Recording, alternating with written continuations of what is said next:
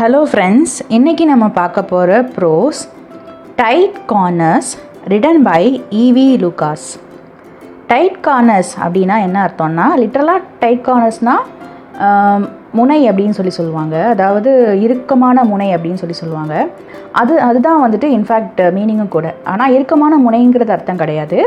Difficult situation, அதாவது ஒரு கஷ்டமான சூழ்நிலை. டைட் கார்னர்ஸ் அப்படிங்கிறது ஒரு இடியம். அதுக்கு என்ன மீனிங் அப்படின்னா, டிஃபிகல்ட் சுச்சுவேஷன், கஷ்டமான சூழ்நிலை அப்படின்னு சொல்லிட்டு அர்த்தம்.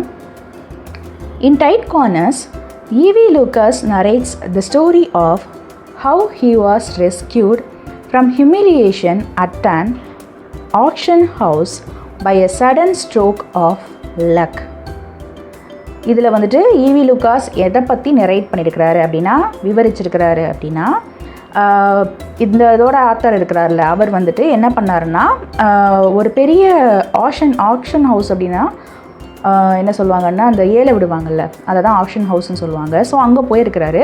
அங்கே இவருக்கு ஒரு அவமானம் இருந்திருக்கு. அந்த அவமானம் நிகழாமல் ஒரு திடீர்னு வந்துட்டு ஒரு லக்கு காப்பாற்றிருக்கு. ஒரு லக்குன்னு என்ன சொல்கிறது, நம்ம திடீர்னு ஒரு இன்சிடென்ட் நம்ம செய்ய போவோம், திடீர்னு அதுலேருந்து காப்பாற்றப்பட்டுரும். அந்த மாதிரி தான் லக். அவருக்கு ஒரு லக் அடித்து அதுலேருந்து அவர் எஸ்கேப் ஆகிருக்கிறாரு. அது என்ன லக்குனா அதிர்ஷ்டம். ஸோ அந்த அதிர்ஷ்டம் என்ன, அவரோட அவமானத்துலேருந்து அவரை காப்பாற்றின அந்த அதிர்ஷ்டம் என்னங்கிறத இந்த ஸ்டோரி ஃபுல்லாக அவர் சொல்லியிருக்கிறாரு. Let's read on and get to know how he got himself in a tight corner and found his way out of the situation. So நம்ம இதை படித்து தெரிஞ்சுக்குவோம், எப்படி அவர் அந்த டிஃபிகல்ட் சுச்சுவேஷனுக்குள்ளே போனார், அதுலேருந்து எப்படி வெளியே வந்தார் அப்படிங்கிறத இதில் வந்து படித்து தெரிஞ்சுக்குவோம் அப்படின்னு சொல்கிறாங்க. The talk was running on the critical situations in which we had found ourselves, those of us whose lives were adventurous enough to comprise any. இதில் வந்துட்டு கம்ப்ரைஸ் அப்படின்னா வந்துட்டு ஒரு சுருக்கமாக சொல்கிறது, இல்லை உள்ளடங்கியது அப்படின்னு சொல்லலாம். இங்கே வந்துட்டு என்ன பண்ணுறாங்கன்னா, ஒரு குரூப் ஆஃப் ஃப்ரெண்ட்ஸ் உட்காந்து பேசிகிட்டு இருக்கிறாங்க. அவங்க லைஃப்பில் என்னென்ன ஒரு கஷ்டமான சூழ்நிலைகளை ஃபேஸ் பண்ணாங்க அப்படிங்கிறத பற்றி, அவங்க கிரிட்டிக்கல் சுச்சுவேஷன்ஸை பற்றி அவங்க பேசிக்கிட்டே இருக்கிறாங்க. இங்கே என்ன சொல்கிறாங்கன்னா, பேச்சு ஓடிட்டு இருந்துச்சு. எதை பற்றி பேச்சு ஓடிட்டு இருந்துச்சுன்னா, அவங்க லைஃப்பில் அவங்க ஃபேஸ் பண்ண கஷ்டங்களை ஒவ்வொருத்தவங்க ஷேர் பண்ணிகிட்டு இருக்காங்க. அதில் வந்துட்டு ரொம்ப அட்வென்ச்சரஸாக அப்படின்னா ரொம்ப சாகசமாக இதெல்லாம் இருந்தது. ஒரு டிஃபிகல்ட்டான சுச்சுவேஷன் வந்து கஷ்டப்பட்டு வெளியே வந்திருப்பாங்களா, அது சாகசம்லாம் என்னென்ன அப்படிங்கிறத வந்துட்டு ஷேர் பண்ணிகிட்டு இருக்காங்க. One man had been caught by the tide in Brittany and escaped by the skin of his teeth. இதில் வந்துட்டு அவங்களோட ஒருத்தவர் என்ன ஷேர் பண்ணுறாரு அப்படின்னா, பிரிட்டனி அப்படிங்கிற பிளேஸில் வந்துட்டு அவர் அலையால் அடித்து செல்லப்பட்டிருக்காரு. அவர் வந்துட்டு எப்படி காப்பாற்றப்பட்டார் அப்படின்னு சொல்லிட்டு சொல்லுது. இல்லை இதில் வந்துட்டு ஸ்கின் ஆஃப் ஹிஸ் டீத் அப்படின்னா என்ன அர்த்தம்னா, நேரோலி, அதாவது குறுகிய அப்படின்னு சொல்லுவாங்க. இதுக்கு நம்ம பழமொழியில் என்ன சொல்லலாம் அப்படின்னா, அந்த மயில் இலையில் தப்பிச்சாங்கன்னு சொல்லுவாங்கள்ல, அந்த மாதிரி அந்த அலையில் அடிச்சுட்டு போகிறது வந்துட்டு எப்படி இவர் காப்பாற்றப்பட்டார் அப்படிங்கிறது வந்துட்டு ஒரு பெரிய ஒரு அதிசயமான விஷயமா இருந்திருக்கு. மயில் இலையில் உயிர் தப்பினார் அப்படின்ற மாதிரி ஒருத்தவர் ஃபேஸ் பண்ணியிருக்கிறாரு. இன்னொருத்தவர், another had been on an elephant when a wounded tiger charged at it. ஒருத்தர் என்ன பண்ணியிருக்கிறாருன்னா, ஒரு யானை மேலே உட்காந்துருந்துருக்காரு. அப்போ வந்துட்டு அடிப்பட்ட புலி என்ன பண்ணியிருக்குன்னா, அந்த யானையை வந்துட்டு தாக்கியிருக்கு. ஸோ ஆப்வியஸ்லி அவர் கீழே இருந்திருந்தாருன்னா அவரை தான் தாக்கியிருக்கும். ஸோ அதுலேருந்து அவர் எஸ்கேப் ஆகிருக்கிறார்ல. ஸோ இதை பற்றி சொல்கிறாங்க. Third had been on the top of story of a burning house. இதில் ஸ்டோரி அப்படின்னா என்ன அர்த்தம்னா, ஃப்ளோர். இவர் என்ன பண்ணுறாரு அப்படின்னா, அந்த மூணாவது மனுஷன் வந்துட்டு வீடு எரிஞ்சிட்ருக்கப்போ எங்கே இருந்தாருன்னா, டாப் ஹவுஸில் இருந்திருக்கு, டாப் ஃப்ளோரில் இருந்திருக்கிறாரு. அதுக்கு என்ன அர்த்தம்னா, கீழே பேர்ன் ஆகிட்டு இருக்குது அப்படின்றப்போ திடீர்னு ஃபயர் சர்வீஸை கூப்பிடலாம், அதை அணைச்சிடலாம். ஸோ இதுவுமே ஒரு லக்கு தான். ஸோ மூணாவது மனுஷன் இந்த மாதிரி நான் மாட்டிக்கிட்டு அதுலேருந்து எஸ்கேப் ஆனேன், நான் நல்ல வேலை மேல் ஃப்ளோரில் இருந்து அதனால் தப்பிச்சேன் அப்படிங்கிற மாதிரி சொல்கிறாரு. நாலாவது மனுஷன் என்ன சொல்கிறாருன்னா, fourth was torpedoed in the war. இதில் டார்பிடோடுனா என்ன அர்த்தம்னா, அது ஒரு மிசைல் மாதிரி, வெடிகுண்டு மாதிரி. அது என்ன பண்ணுன்னா, அண்டர் வாட்டர் சப்மரைன் மூலமாக அதை வந்துட்டு செலுத்துவாங்க. ஸோ இதெல்லாம் வந்துட்டு அவங்க டிஃபிகல்ட் சுச்சுவேஷனாக அவங்க ஃபேஸ் பண்ணியிருக்கிறாங்க. ஸோ இதில் தான் அவங்க எஸ்கேப் ஆகிருக்கிறாங்க. இந்த டாக் தான் வந்துட்டு ஃப்ரெண்ட்ஸ்குள்ளே போனால் நம்ம பேசிப்போம்ல, எனக்கு இப்படி நடந்துச்சு அப்படின்னு சொல்லுவோம்ல, அந்த மாதிரி. But you all talk said one of the company, as though tight corners were always physical affairs. Surely they can be tighter than tighter when they are mental. The tightest corners I was ever in was at Christie's. So நீங்கள் எல்லாம் பேசிகிட்டு இருக்கீங்க அப்படின்னு சொல்லி ஒருத்தவர் சொல்கிறார். Company one of the கம்பெனினா அங்கே வந்தவரில் ஒருத்தவர் என்ன சொல்கிறாரு, நீங்கள் எல்லாம் பேசிகிட்டு இருக்கீங்க. ஸோ இந்த மாதிரி டைட் கார்னர்ஸ் அப்படின்னா அந்த டிஃபிகல்ட் சுச்சுவேஷனில் மோஸ்ட்லி வந்துட்டு ஃபிசிக்கல் அஃபேர்ஸ்னால் நம்ம உடம்பை கஷ்டப்படுத்துகிற மாதிரி தான் வந்துட்டு இந்த டைட் கார்னர்ஸ் டிஃபிகல்ட் சுச்சுவேஷன்லாம் வருது. ஆனால் நம்ம மென்டலாக நம்மளை அஃபெக்ட் பண்ணுற டிஃபிகல்ட் சுச்சுவேஷன் வந்துட்டு இன்னும் நமக்கு கஷ்டத்தை கொடுக்கும் அப்படிங்கிற மாதிரி சொல்கிறாரு. அதுக்கு நம்ம ஆத்தர் என்ன சொல்கிறாருன்னா, எனக்கும் ஒரு மாதிரி இந்த மாதிரி ஒரு டிஃபிகல்ட் சுச்சுவேஷன், டிஃபிகல்ட்டோட டைட்டஸ்ட் கார்னர்னால் ரொம்ப டிஃபிகல்ட் சுச்சுவேஷன் ஒன்று இருந்துச்சு. எங்கன்னா கிறிஸ்டியில் அப்படின்னு சொல்கிறாரு. கிறிஸ்டிங்கிறது ஒரு பிளேஸ். ஸோ உடனே அவங்க எல்லாம் கேட்குறாங்க, என்னது கிறிஸ்டீஸா அப்படின்னு சொல்லி கேட்குறாங்க. கிறிஸ்டீஸில் வந்துட்டு உனக்கு என்ன சுச்சுவேஷன் இருந்துச்சு அப்படின்னு அவங்க எல்லாம் கேட்குறாங்க. Yes, I had been lunching after well at a club in Saint James Street with an old friend from abroad and passing along King Street afterwards. He persuaded me to look in at the sale room. The place was full.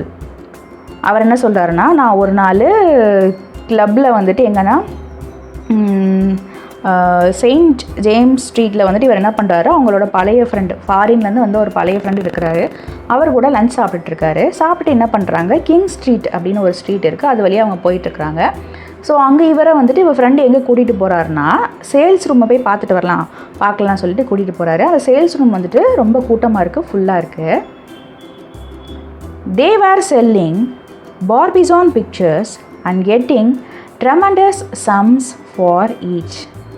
2,000, 3,000 for little bit of things, forest scenes, pools at evening, shepherdesses, the regular subjects.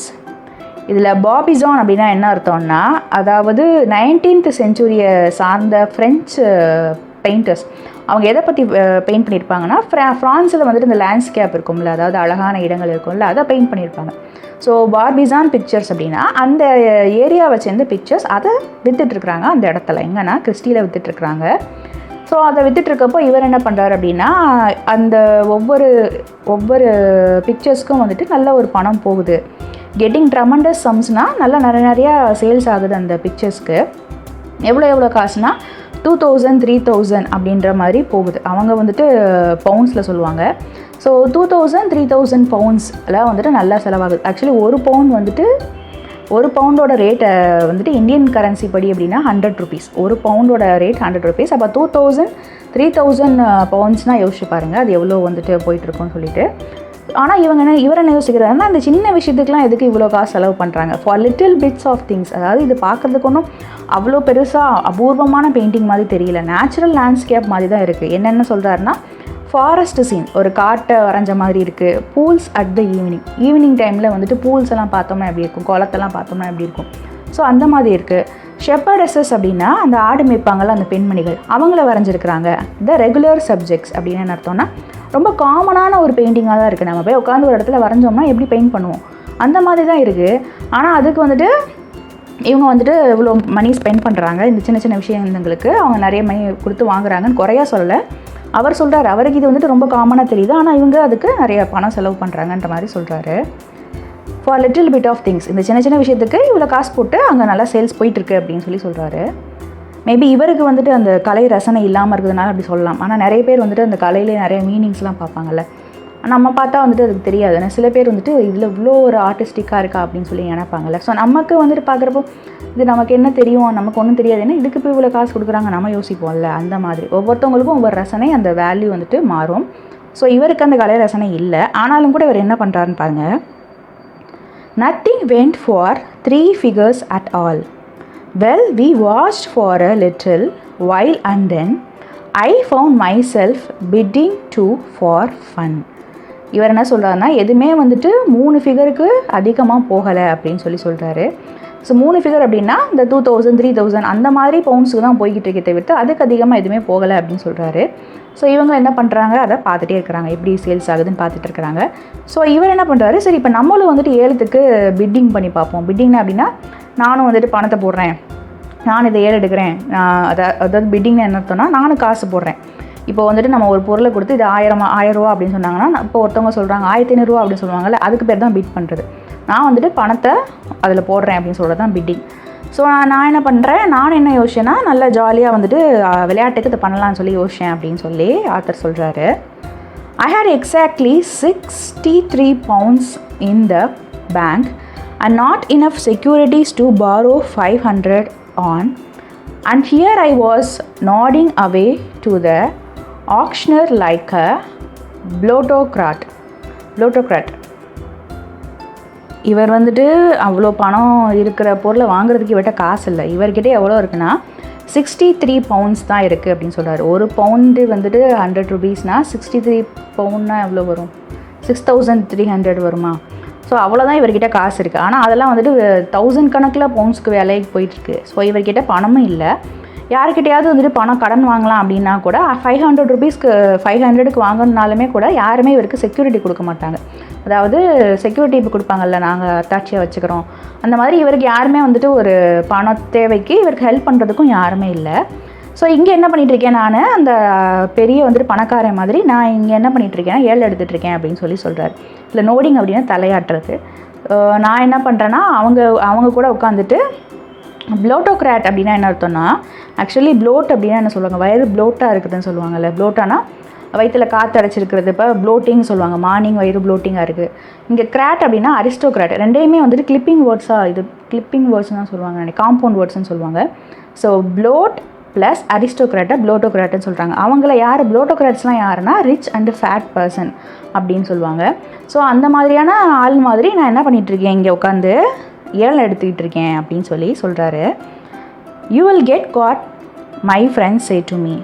நம்ம இப்போ இந்த மாதிரி சேட்டை பண்ணுறப்போ ஏதாவது பண்ணுறப்போ நம்ம friend மாட்டிக்கிறாதரா அப்படின்னு சொல்லுவாங்கள்ல, அதே மாதிரி அவர் ஃப்ரெண்டு சொல்லியிருக்கிறது நீ மாட்ட போகிறப்பாரு அப்படின்னு சொல்லியிருக்கிறாரு. அதுக்கு இவர் என்ன ரிப்ளை பண்ணியிருக்காருன்னா, no I shan't, I said I am not going to run any risk. அதுக்கு இவர் என்ன சொல்கிறார், அதெல்லாம் நான் மாட்ட மாட்டேன், நான் எந்த ப்ராப்ளம்லையும் சிக்க மாட்டேன் அப்படின்ற மாதிரி இவர் ரிப்ளை பண்ணியிருக்கிறாரு. And for a long time I didn't. And then a picture was put up and a short red-faced man in a new top hat, some well-known dealer who had brought quite a number, electrified the room by starting the bidding at a figure of little higher than any that he had yet given or that anything had reached. இவர் சொன்ன மாதிரி என்ன பண்ணலை, இவர் ரொம்ப நேரமாக மாட்டாமல் விளையாட்டுக்கு தான் பிட்டிங் பண்ணிகிட்ருக்காரு. ஒரு வேளை வந்துட்டு இது பிரச்சனையில் மாட்டுச்சுன்னா என்ன பண்ணுறது அப்படிங்கிறப்போ சூழ்நிலையில் அவர் ஒரு பயமே இல்லாமல் என்ன பண்ணுறாரு, விளையாட்டுக்கு பண்ணிகிட்ருக்காரு. நிறைய டைம் இவருக்கு எந்த ப்ராப்ளம் வரல, ஏன்னா இவரோட அதிகமாக யாராவது அமௌண்ட் கேட்டு அந்த பிக்சரை வாங்கிட்டு போயிடுவாங்க. இப்போ அவர் 1000 ரூபா அப்படின்னு சொன்னாங்கன்னா, ஒருத்தர் 1500 சொன்னாங்கன்னா அவங்களுக்கு தான் கொடுக்க போகிறார். ஸோ இவர் விலை ஏற்றுறதுக்காக சும்மா விளையாண்டுட்டு இருக்கிறாரு. ஸோ அங்கே வந்துட்டு இன்னொரு பிக்சரை வைக்கிறாங்க. அப்போ என்ன ஆகுதுன்னா, a short red faced man in a new top hat. ஒரு மனுஷன் இருக்கிறாரு, அவர் ஷார்ட்டாக இருக்கார், அவர் ஃபேஸ் வந்து நல்லா ரெட்டாக இருக்குது, தலையில் ஒரு தொப்பி போட்டிருக்காரு. Some well known dealer who had brought a quite a number. அதே மாதிரி இன்னும் நிறைய பேர் இருக்கிறாங்கல்ல, அவங்களாம் இந்த மாதிரி நிறைய ஃபோட்டோஸ் பிக்சர்ஸ்லாம் வாங்கியிருக்கிறாங்க. Electrified the room by starting the bidding at a figure at a little higher than that he had yet given or that anything had reached. So இவங்கெல்லாம் என்ன பண்ணுறாங்க, அந்த ரூமே எலக்ட்ரிஃபைடு அப்படின்னா இங்கே மின்சாரம் தாக்குறது தான் எலக்ட்ரிஃபைடு ஆக்சுவலி அர்த்தம். ஆனால் இங்கே என்ன அர்த்தம்னா சூடு பிடிக்க வைக்கிறது. ஒருத்தவங்க 1000 ரூபா, இன்னொருத்தவங்க 1500 ரூபா, 1200 1300 அப்படி சொல்லுவாங்கல்ல. இந்த மாதிரி இந்த ரூமே வந்துட்டு இந்த ஏலத்தினால என்ன ஆகுதுன்னா சூடு பிடிச்சிட்ருக்கு. Starting the bidding at a figure of little higher than any. So இப்போ என்ன பண்ணிட்டாங்க, இது வரைக்கும் கேட்டுட்டு இருந்ததை விட அதிகமாக பணம் ஏலத்துக்கு சொல்லி அங்கே சூடு பிடிச்சிட்ருக்கு. இது வரைக்கும் அவங்க கொடுத்ததுலையோ இது வரைக்கும் அவங்க ரீச் பண்ணதை விட அதிகமான பணம் வந்துட்டு இப்போது பெட்டிங்காக எடுத்துகிட்ருக்காங்க. Although the previous lots had run into 4 figures, they had all been modestly started at 50 guineas or 100 guineas. So இதுக்கு முன்னாடி இருக்கிறதுல எல்லாமே 3 ஃபிகரை விற்றுட்டு இருந்துச்சு, அதாவது 1000 கணக்கில் விற்றுட்டு இருந்தது. இப்போ வந்துட்டு 10,000 கணக்கில் போயிருக்குன்னு வச்சுக்கோங்களேன். 4 ஃபிகர்னால் ஆமாம், இதுக்கு முன்னாடி வரைக்கும் 1000 கணக்கில் விற்றுட்டு இருந்தது, ஒரு 10,000 கணக்கில் போயிருக்கு அப்படின்ற மாதிரி வச்சுக்கோங்க. 4 ஃபிகர்னால் 4 0 சேர்த்துக்கோமே. ஸோ அந்த மாதிரி போயிட்டுருக்கு அப்படின்ற பட்சத்தில் இப்போ என்ன பண்ணுறாங்கன்னா 450 கினியாஸ் 100 கினியாஸ் அப்படின்னு கேட்க ஆரம்பிச்சுறாங்க. கினியாஸ்னாலுமே வந்துட்டு அது பிரிட்டிஷ் காயின்ஸ் தான், பிரிட்டிஷ் கரன்சி தான். கரன்சியோ காயினான்னு தெரில, அது ஒரு டைப் ஆஃப் மணி. இப்போ நம்ம சொல்கிறோம்ல பைசா, அந்த மாதிரி சொல்லுவோம்ல, அந்த மாதிரி கினியாஸ்லேயும் வந்துட்டு கினியாஸுங்கிறது பவுண்ட் அளவுக்கு இல்லைனாலும் கொஞ்சம் பவுண்டோட கொஞ்சம் குறைச்ச காசு. ஸோ என்ன பண்ணுறாங்க இவங்க இப்போ என்ன கேட்க ஆரம்பிச்சிட்டாங்கன்னா 50-100 கினியாஸ்க்கு மட்டும் கொஞ்சம் கொஞ்சம் ஏற்றி கேட்க ஆரம்பிக்கிறாங்க. With a gradual crescendo to which I had often been safely contributing.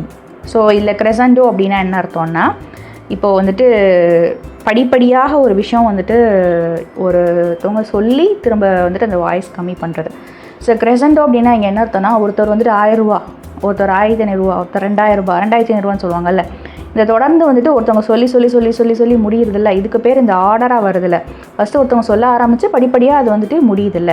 So இதுக்கு பேர் தான் crescendo. அதாவது இந்த ஏல விடுற அந்த சவுண்டு இருக்குல்ல, அதுக்கு பேர் தான் crescendo.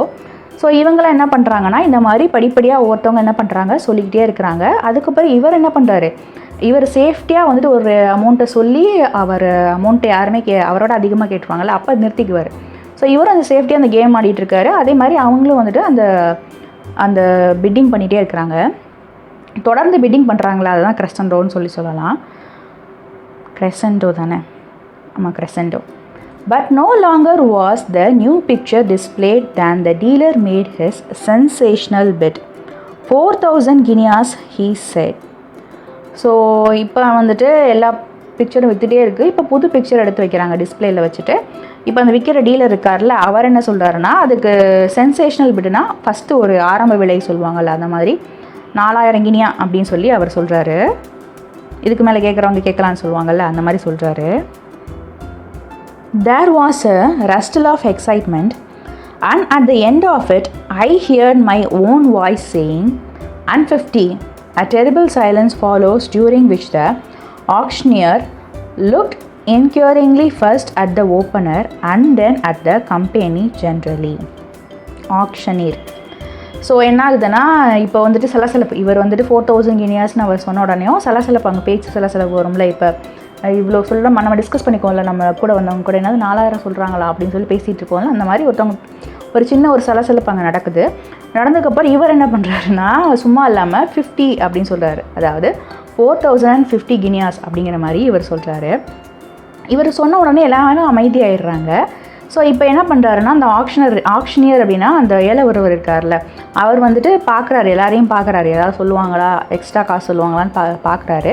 பார்த்துட்டு என்ன பண்ணுறாரு, மறுபடியும் அவங்க கம்பெனியை இதை பார்க்குறாரு. அப்படின்னா யாராவது சொல்லலையா, சரி அப்போ ஃபிக்ஸ் பண்ணிடுவோம் அப்படின்னு நினைப்பாங்கல்ல, அந்த மாதிரி அவர் நினச்சிட்ருக்காரு. To my surprise and horror, the red-faced dealer gave no sign of life. I realized now, as I ought to have done at first, that he had shot his bolt. So என்ன பண்ணுறாருன்னா, இவரோட surprise அப்படின்னா, இவருக்கு ஆச்சரியம் என்னென்னா, ஆச்சரியமும் பயமும் கலந்துருக்கு. என்னென்னா, அந்த ரெட் ஃபேஸ்ட் டீலர் இருக்காது, அந்த சிகப்பாக இருக்கார்ல ஒரு டீலர், அவர் வந்துட்டு உயிரோடு இருக்கிற மாதிரியே தெரியலையா. அப்படின்னா அவர் எதுவுமே சொல்லலை. இவர் வந்துட்டு காசை கேட்டோன்னே அவர் வாட்டு கம்முன்னு இருந்துக்கிட்டாரு. அவர் வந்துட்டு அதை வாங்கிறதுக்கு விருப்பப்படலை போல், இல்லை இவ்வளோ காசு போட்டு வாங்கணுமா நினச்சிருக்காரா என்னன்னு தெரில. அவர் எதுவுமே சொல்லலை. இவர் என்ன நினச்சாரு, அவர் நம்ம முன்னாடி சொல்லிக்குவார் வாங்கிக்குவார் நினைக்கிற ஒரு இதில் இவர் சொல்லிட்டாரு. இப்போ தான் இவருக்கு என்ன தோணுதுன்னா, I realized now I ought to have done at first that he had shot his bolt. இவர் என்ன நினச்சாருன்னா, நம்ம ஃபஸ்ட்டு பண்ணுவோம், அதுக்கப்புறம் அவர் வந்துட்டு போல்ட் அப்படின்னா இடின்னு சொல்லுவாங்க. ஸோ அடுத்தவர் வந்துட்டு நமக்கு எதிராக வந்துட்டு பிட் பண்ணி அதை எடுத்துப்பாருன்ற ஒரு மென்டல் தாட்டில் இவர் சொல்லியிருக்கிறாரு. ஆனால் அவர் எதுவுமே சொல்லலை, அமைதியாக இருக்காங்க. அங்கே இருக்க எல்லாருமே அமைதியாக இருக்காங்க. 4050 guineas offered, say the auctioneer, again searching the room. So அவர் என்ன சொல்கிறாங்க, அந்த ஆக்ஷனியர் என்ன சொல்கிறாங்கன்னா, இது வரைக்கும் 4050 கினியாஸ் சொல்லியிருக்கிறாங்க, இதுக்கப்புறம் வேறு யாராவது சொல்கிறீங்களா அப்படிங்கிற மாதிரி அவர் என்ன பண்ணுறாரு, இந்த ரூமில் யாராவது சொல்லுவாங்களா, அதிகமாக சொல்லுவாங்களான்னு பார்க்குறாரு. ஆனால் யாருமே சொல்லலை.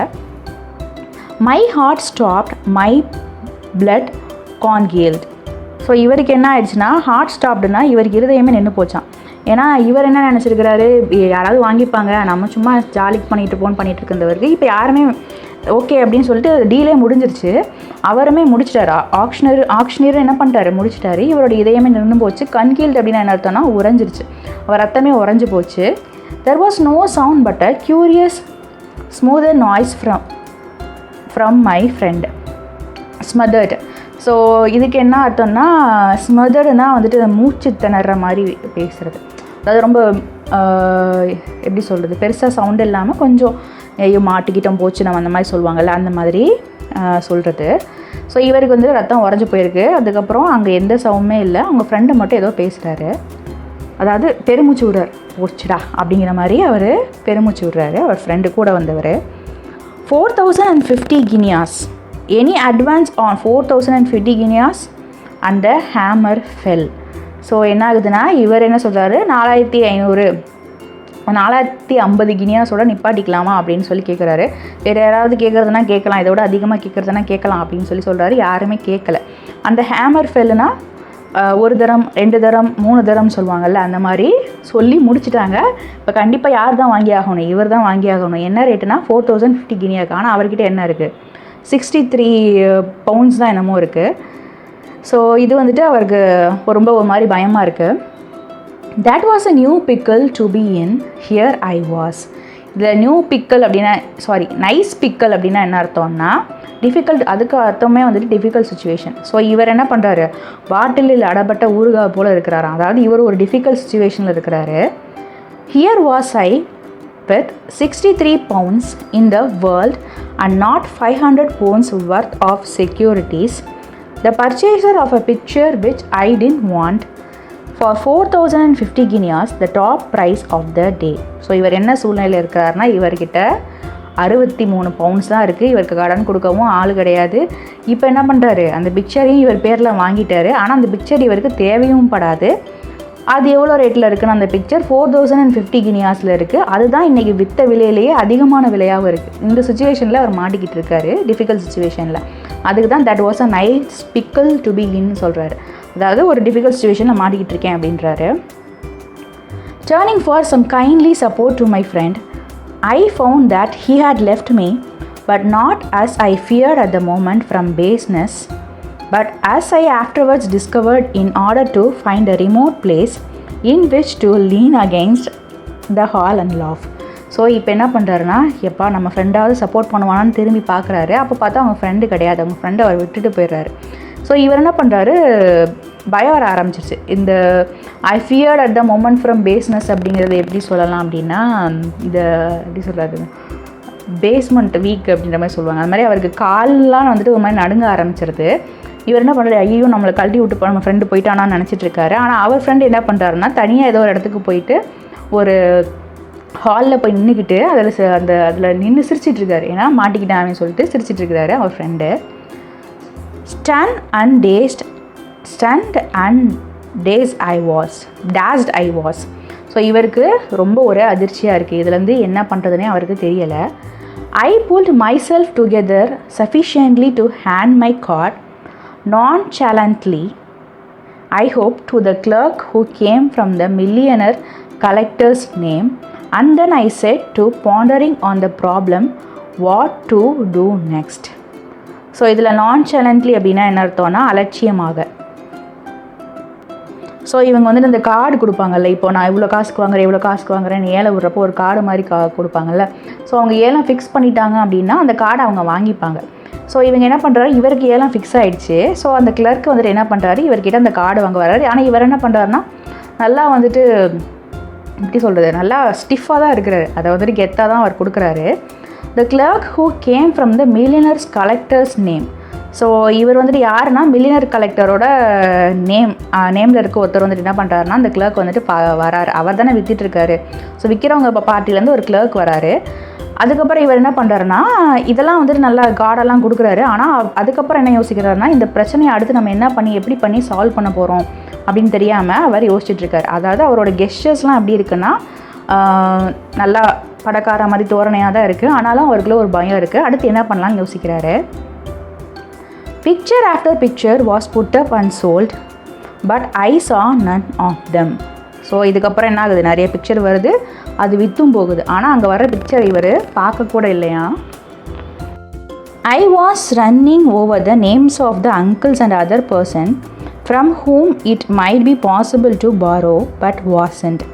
ஸோ இவர் என்ன யோசிக்கிறாருன்னா, இவர் மைண்டுக்குள்ளே நம்ம மாமா இல்லை வேறு யார்ட்டையாவது கடன் வாங்குவோமா அப்படின்னு சொல்லி யோசிச்சுட்டு இருக்காரு. ஆனால் கடன் வாங்குறதுக்கு வேறு யாருமே இல்லை இவருக்கு.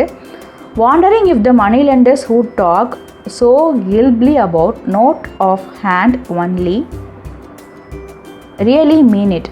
ஸோ இதே மாதிரி அவர் மணி லெண்டர்ஸ் இருக்கிறாங்கல்ல, மணி லெண்டர்ஸ் வந்துட்டு எப்பயுமே வந்துட்டு எப்படி பேசுவாங்க அப்படின்னா, பணம் கொடுக்குறவங்க இருக்கிறாங்களா அவங்கள தான் மணி லெண்டர்ஸ்ன்னு சொல்கிறாங்க. மணி லெண்டர்ஸ்கிட்டையுமே போயிட்டு இவர் வந்துட்டு இது பண்ண முடியாது. ஏன்னா அவங்களும் வந்துட்டு என்ன சொல்கிறாங்க, கொடுக்குற மாதிரி சொல்லுவாங்க. ஆனால் வந்துட்டு ஒரு எப்படி சொல்கிறது, பளிச்சுன்னு சொல்லிடுவாங்க அப்படிங்கிற மாதிரி சொல்லுவாங்க. ஏன்னா வந்துட்டு மணி லெண்டர்ஸ் மோஸ்ட்லி பார்த்துப்பாங்கல்ல, இவங்களால் கொடுக்க முடியுமா அப்படின்னு சொல்லி பார்த்துப்பாங்கல்ல. ஸோ இவர் இதெல்லாம் யோசிச்சுட்டு இருக்கிறாரு. அதுக்கப்புறம் என்ன சொல்லி, நம்ம வந்துட்டு அந்த ஏலம் நடத்துகிறாங்கல்ல, கிறிஸ்டின்ற இடத்துல தானே ஏலம் நடக்குது, அந்த ஸ்டாஃப் கிட்ட போய் நம்ம சொல்லிடுவோமா, நம்ம வந்துட்டு உண்மையிலே இது வந்துட்டு வாங்குகிற ஐடியாவில் இல்லை, நான் வந்துட்டு ரொம்ப வறுமையில் இருக்கேன், மறுபடியும் நீங்கள் இந்த பிக்சரை வச்சு விற்றுக்கோங்கன்னு சொல்லிடுவோமா அப்படின்னு சொல்லி சொல்கிறாரு, யோசிக்கிறாரு. That was the best way, and yet no, how could I do it after all the other bets I had made? So இதுதான் சரியான வழி, நம்ம போய் என்ன பண்ணுவோம், அவன் காலையில் விழுந்துருவோம் அப்படிங்கிற மாதிரி யோசிக்கிறாரு. ஆனால் அவரால் இது பண்ண முடியாது. ஏன்னா இது வரைக்கும் அந்த எல்லா பிக்சரும் விற்று போய் கடைசி ஆயிடுச்சு. ஏன்னா இவர் ஃபுல்லாக வந்து அந்த தாட்லேயே இருக்கிறார்ல, அதனால் நான் இவர் என்ன பண்ணணும், அப்போவே வேணான்னு சொல்லியிருந்துருக்கணும். அதை விட்டுட்டு இவ்வளோ எல்லாத்தையும் முடிச்சதுக்கப்புறம் சொல்ல முடியாதுல்ல, அதனால் இவர் அதையும் யோசிக்கிறாரு. The staff looked so prosperous and unsympathetic and no one would believe it was a mistake. So அந்த ஸ்டாஃபை பார்க்குறதுக்கு ரொம்ப ப்ராஸ்பரஸ்னால் நல்ல ப்ராஸ்பரஸ்னால் ரொம்ப பணக்காரங்கன்னு சொல்லுவாங்க, அது மாதிரியும் ரொம்ப இறக்கம் இல்லாதவன் மாதிரியும் தெரிஞ்சிச்சு.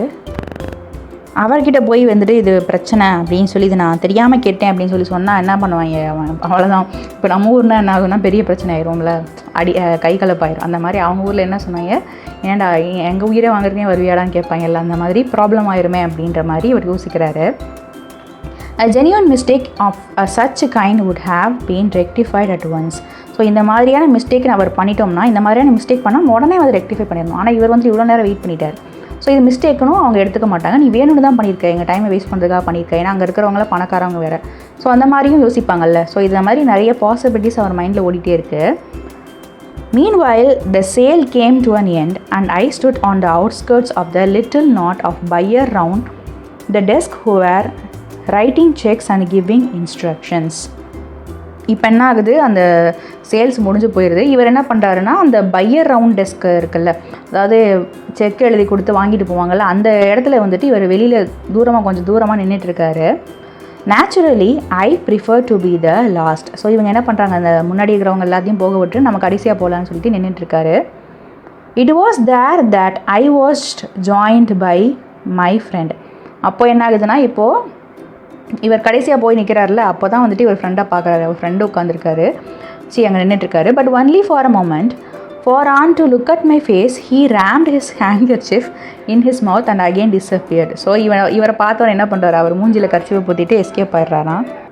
இவன் கூட வந்தவன் தான், நீ எவனும் கேட்டக்கூடாதுன்னு நினைக்கிறாரா என்னன்னு தெரியல. ஸோ அவர் என்ன பண்ணுறாரு, இவனும் பிரச்சனையில் மாட்டிட்டேன், நம்மளே மாட்டி விட்டுருவான்னு சொல்லிட்டு ஃபேஸில் ஹேண்ட்கர்ச்சியை வச்சுட்டு அவரே மறைஞ்சு போயிடுறாரு. Alone I was to dree this awful weird. So இல்லை dree this awful weird அப்படின்னா என்ன அர்த்தம்னா, அதாவது விதி, அதாவது என்னோடய விதிக்கு இப்போ இதுதான் என் விதி அப்படிங்கிற மாதிரி நான் என்னோடய விதியை ஃபேஸ் பண்ணுறதுக்கு நான் தனியாக நின்றுட்டுருக்கேன் அப்படிங்கிறாரு.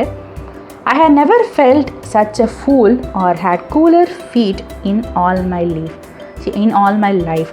இவர் வாழ்க்கையிலேயே அவர் இந்த மாதிரி நான் முட்டாள்தனமாக அவர் எதுவுமே உணர்ந்ததே இல்லையா. அதே மாதிரி அவர் காலெல்லாம் ரொம்ப ஜில்லுன்னு ஆயிடுச்சு. நமக்கு எப்போ கால் ஜில்லுன்னு ஆகும்னா நம்ம கொஞ்சம் பயமாக இருக்கும்ல, அந்த டைமில் தான். ஸோ இவர் காலெல்லாம் வந்துட்டு ஜில்லுன்னு ஆக ஆரம்பிச்சிருச்சு. I believe I should have welcomed a firing party. Firing பார்ட்டினா என்ன அர்த்தம்னா, அந்த இராணுவ வீரர்களுக்கெலாம் இறுதி சடங்கு நடத்துவாங்கள்ல, அவங்க டெட் பாடியை வச்சுட்டு வானத்தில் கன்னை பார்த்து சுடுவாங்கள்ல. ஸோ இவருக்கு என்ன ஆகுதுன்னா, அவர் ஏதோ வந்துட்டு அவரை ஃபயரிங் பார்ட்டிக்கு இன்வைட் பண்ண மாதிரி இருந்துச்சான். அப்படின்னு என்ன அர்த்தம்னா, செத்துட்டு வந்துட்டு இறுதி மரியாதை செலுத்துவாங்கள்ல, அந்த ஒரு சூழ்நிலையில் எனக்கு இருக்கிற மாதிரி தெரிஞ்சிச்சு அப்படிங்கிறாரு.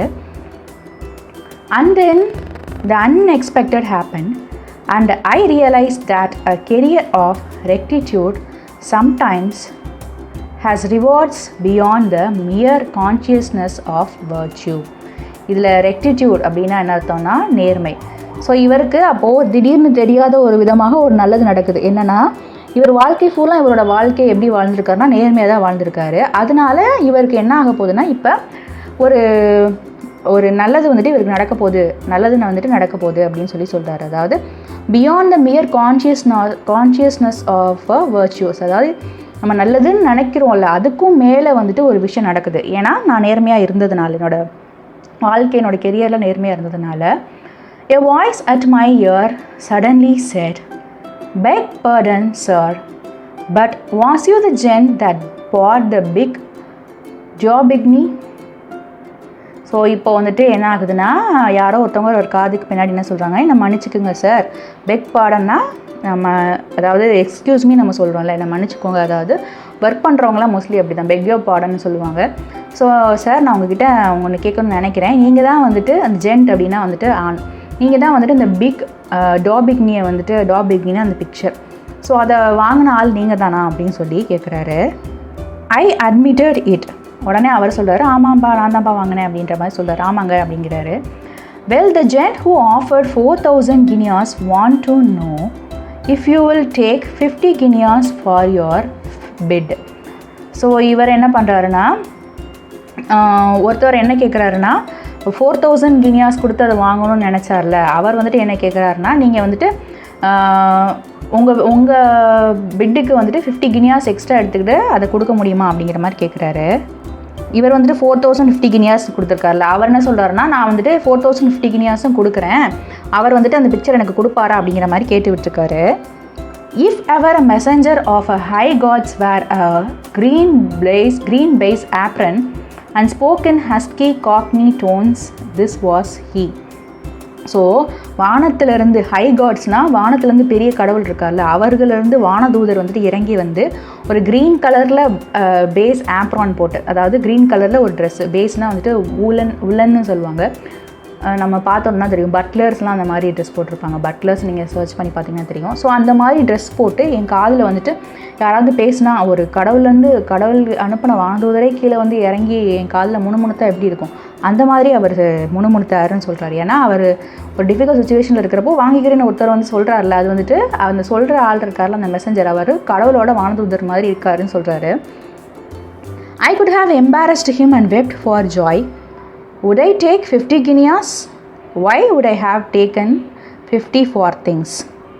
அவர் என்ன சொல்கிறாருன்னா, நான் இதுக்கு இந்த 50 guineas வந்துட்டு அக்செப்ட் பண்ணிக்கணும்னு சொல்கிறாரு. ஆக்சுவலி இவர் உண்மையிலே வந்துட்டு என்ன பண்ணணும்னு நினச்சாருன்னா, அவரை கட்டி பிடிச்சி அழுதுடலாம், சந்தோஷத்தில் அழுதுடலாம் போல் இவருக்கு இருந்திருக்கு. ஆனாலும் இவர் கெத்தாக என்ன கேட்குறாருன்னா, நான் எதுக்கு அதை அக்செப்ட் பண்ணிக்கணும் அப்படிங்கிற மாதிரி கேட்குறாரு.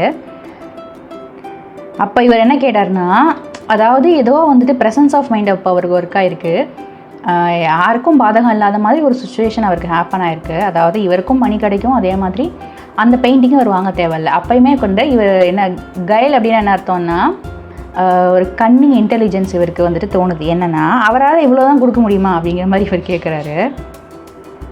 It's not for me to say, he replied. No harm in trying for a bit more is there. So அவர் வந்துட்டு என்ன சொல்கிறாருன்னா, இது என்னால் வந்துட்டு சொல்ல முடியாது அப்படின்னு சொல்கிறாரு. அவர் என்ன சொல்கிறாருன்னா, என்னால் வந்துட்டு இது எக்ஸ்ட்ரா காசு எதுவும் எக்ஸ்ட்ரா வந்துட்டு பிட் பண்ண முடியுமான்னு என்னால் இதை சொல்ல முடியாது. ஏன்னா அவர் ஒரு சர்வன்ட் தானே, ஸோ என்னால் சொல்ல முடியாதுன்னு அவர் சொல்கிறாரு. No harm in trying for a bit more is there. So அவர் என்ன சொல்கிறாரு, இதோட எக்ஸ்ட்ரா ஏற்ற முடியாதா அப்படின்னு சொல்லி கேட்குறாரு. அதுக்கப்புறம் என்ன சொல்கிறாருன்னா, del him I will take 100 I said. இல்லை, நான் 4,100 guineasக்கு இது கொடுக்குறேன்னு சொல்லிடுங்க அப்படின்னு சொல்கிறார். ஸோ அவர்கிட்ட இப்போ காசே கிடையாது. அந்த 4,050 guineas வந்துட்டு அந்த இதுக்கு போயிடும். எதுக்காக போய்டும்னா, அந்த பிக்சருக்கு போயிடும். எக்ஸ்ட்ரா இவருக்கு 50 guineas கிடைக்குதுல்ல. ஸோ இவர் என்ன சொல்கிறாருன்னா, நான் 100 guineas கூட எடுத்துக்கிறேன் அப்படின்னு சொல்கிறாரு.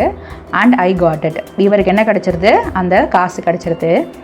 When I found my friend, I was laughing too, but he became grave at once on seeing the check. Well, I'm hanged, he said. Of all the luck, well, I'm hanged.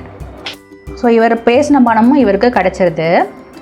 When I found my friend, I was laughing too. So இவர் என்ன பண்ணுறாரு, இவர் ஃப்ரெண்டை பார்க்குறாரு, சிரிச்சுக்கிட்டே இருக்கிறாரு. ஆனால் இவர் ஃப்ரெண்டு இவரோட செக்கை பார்த்தோன்னே அவருக்கு கிரேவ் அப்படின்னா ரொம்ப ஷாக் ஆகிடுது. கிரேவ் அப்படின்னா என்ன சொல்லுவாங்கன்னா, மோஸ்ட்லி கிரேவ்னா புதைக்கிற இடத்தான் சொல்லுவாங்க. ஸோ அவருக்கு ரொம்ப ஷாக் ஆகிடுது. So well I'm hanged he said. So அவர் என்ன சொல்கிறாருன்னா, எனக்கு வந்துட்டு ரொம்ப ஷாக்காக இருக்குது அப்படின்னு சொல்கிறாரு. Of all the luck well I am hanged. அதாவது உனக்கு இந்த லக்கை கிடச்சதை வச்சு எனக்கு அப்படியே சர்ப்ரைசிங்காக இருக்குது அப்படிங்கிற மாதிரி சொல்கிறாரு. ஹேங்கர் என்ன ஆகுதுன்னா, ஒரு இடத்துல ஆக்சுவலி நம்ம கம்ப்யூட்டர் ஹேங் ஆகுதுன்னு சொல்லுவோம்ல, அந்த மாதிரி அவருக்கு ஃபங்க்ஷன் பண்ணவே முடியல, அந்த அளவுக்கு ஒரு சர்ப்ரைஸில் நிற்கிறாரு. Then he said, Don't forget that if he hadn't been for me, you wouldn't have come into Christie's at all. So அவர் என்ன சொல்கிறாருன்னா, நான் மட்டும் இல்லைன்னா உன்னால் இங்கே வந்திருக்கவே முடியாது, அது மட்டும் மறந்துடாது அப்படின்னு சொல்லி அவர் ஃப்ரெண்டு சொல்கிறாரு. I shall never forget it, I said. So அவர் என்ன சொல்கிறாருன்னா, ஆத்தர் என்ன சொல்கிறாருன்னா, அதை மறக்கவே மாட்டேன் அப்படிங்கிறாரு. It is indelibly branded in letters on fire on my heart. So இது வந்துட்டு இன்டெலிபிளி அப்படின்னா மறக்க முடியாத அது அகற்ற முடியாத ஒரு நாளாக அவரோட மனசில் என்றைக்குமே இருக்கும் அப்படின்னு சொல்லி சொல்கிறாரு. My hair hasn't gone white has it. So அவர் என்ன சொல்கிறாருன்னா, என்னோடய தலைமுடி நரைச்சிருச்சான்னு பாரு அப்படின்னு சொல்லி சொல்கிறாரு. இளம் நரைன்னு சொல்லலாம், இல்லை வந்துட்டு அதிர்ச்சியில் வந்துட்டு என் முடி நரைச்சிருச்சான்னு பாரு அப்படிங்கிற மாதிரி அவர் ஃப்ரெண்டுக்கிட்ட சொல்கிறாரு. இதோட இந்த லெசன் முடியுது. Author information.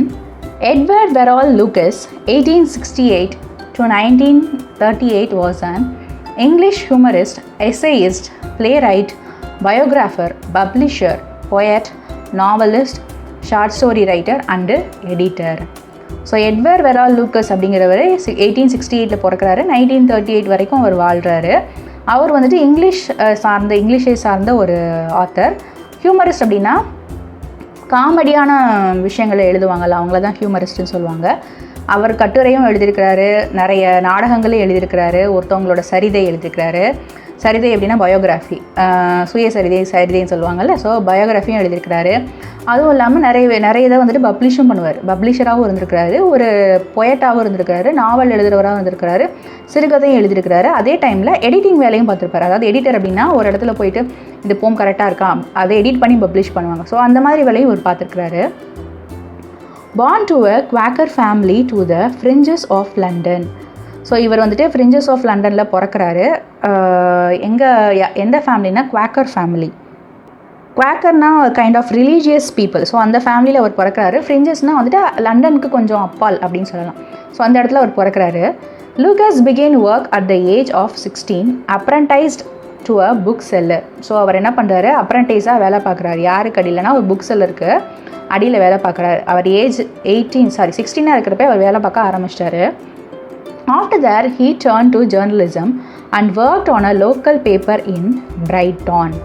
ஸோ அவர் என்ன பண்ணுறாரு, அதுக்கப்புறம் ஒரு பத்திரிகையாளராக மாறிடுறாரு. அங்கே ஒரு லோக்கலில் வந்துட்டு பேப்பர் கொடுப்பாங்கல்ல, பேப்பர் பப்ளிஷ் பண்ணுவாங்கல்ல, பிரைட்டன் அப்படிங்கிற ஒரு ஏரியாவில், அங்கே ஒரு பேப்பரில் இவர் வேலை பார்க்குறாரு. அதுக்கப்புறம் அண்ட் தென் ஆன லண்டன் ஈவினிங் பேப்பர், அதுக்கப்புறம் லண்டன் ஈவினிங் பேப்பர்லேயும் அவர் என்ன பண்ணுறாரு, வேலை போய் பார்க்குறாரு. ஜேர்னலிஸ்ட்டாக வேலை பார்க்குறாரு. He was commissioned to write biography of Bernard Barton, the Quaker poet. So இவருக்கு என்ன பண்ணுறாங்க, இவருக்கு பணம் கொடுத்து பெர்னர்ட் பார்ட்டனோட பயோகிராஃபி எழுத சொல்கிறாங்க. அவர் வந்துட்டு ஒரு Quaker poet. This lead to further commissions including the editing of works of Charles Lamb. Lucas joined the staff of the humorous magazine Punch in 1904 and remained there the rest of his life. So அதுக்கப்புறம் என்ன ஆகுதுன்னா, இவர் வந்துட்டு Charles லேம்போட ஒர்க்கையும் இவர் edit பண்ணியிருக்கிறாரு. அதுக்கும் இவருக்கு commissions கிடச்சிருக்கு. இது மூலமாக அவர் ஏர்ன் பண்ணுறாரு. அதுக்கப்புறம் என்ன ஆகுதுன்னா, ஹியூமரஸ் மேகசைன் பஞ்ச் அப்படிங்கிற ஒரு இடத்துல வந்துட்டு என்ன பண்ணுறாருனா, இவர் ஒரு ஸ்டாஃபாக ஜாயின் பண்ணுறாரு 1904. அதுக்கப்புறம் இவர் சாகிற வரைக்கும் அந்த இடத்துலே தான் அவர் இருக்கிறார். அவர் வேலை தான் பார்த்துட்ருக்காரு.